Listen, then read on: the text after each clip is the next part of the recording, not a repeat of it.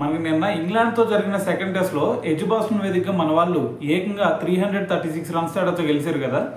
మరి దీంతో కొన్ని రికార్డులు కూడా బ్రేక్ అయ్యి పక్కన పడ్డాయి. అవేంది అనే దాని గురించి ఒకసారి మాట్లాడుకుందామా.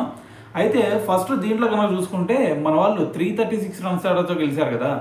ఇప్పటి వరకు మనం విదేశీ గడ్డ మీద ఎప్పుడు కూడా ఇంత హైయెస్ట్ మార్జిన్తో మన వాళ్ళు గెలిచిన సిచ్యువేషన్ లేదు.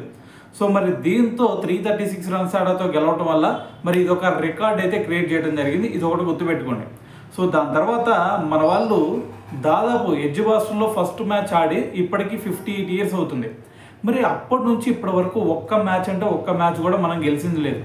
సో మరి ఇప్పుడు 58 ఇయర్స్ తర్వాత మనం ఎడ్జ్బాస్టన్ వేదికగా ఫస్ట్ టెస్ట్ గెలిచి ఒక రికార్డ్ క్రియేట్ చేసాం. అదొకటైతే దాని తర్వాత మనకి ఏషియన్ కంట్రీస్లో చాలా కంట్రీస్ ఉన్నాయి కదా, పాకిస్తాన్, శ్రీలంక, బంగ్లాదేశ్ ఇలాగా. మరి ఈ కంట్రీస్లో ఎప్పుడు కూడా ఎడ్జ్బాస్టన్ వేదికగా ఒక్క టీం కూడా మరి ఎడ్జ్బాస్టన్లో టెస్ట్ మ్యాచ్ గెలిచిన సిచ్యువేషన్ లేదు. మరి ఫస్ట్ ఏషియన్ టీమ్గా మన వాళ్ళు అయితే ఒక రికార్డ్ క్రియేట్ చేయడం జరిగింది. ఇక్కడతో 3 రికార్డులు అయిపోయినాయి కదా.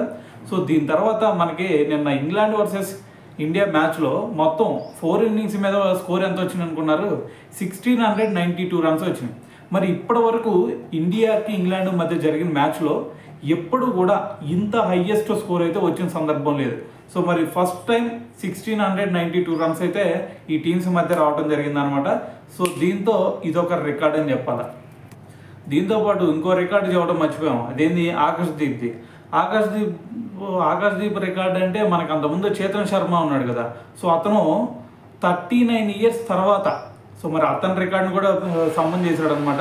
అతను అంతకుముందు చూసుకుంటే 10 వికెట్స్ తీశాడు ఒక టెస్ట్లో. సో మరి ఇప్పుడు వచ్చేసరికి మరి ఆ రికార్డ్ని ఎడ్జ్బాస్టన్ వేదికగా సమ్మన్ చేసి సో మరి అతనితో ఈక్వల్గా అయితే ఉండటం జరిగిందనమాట. సో మరి ఓవరాల్గా చూసుకుంటే ఈ 5 రికార్డ్స్ ఇంకా ఉన్నాయి. సో వాటి గురించి నెక్స్ట్ వీడియోలో మాట్లాడదాం.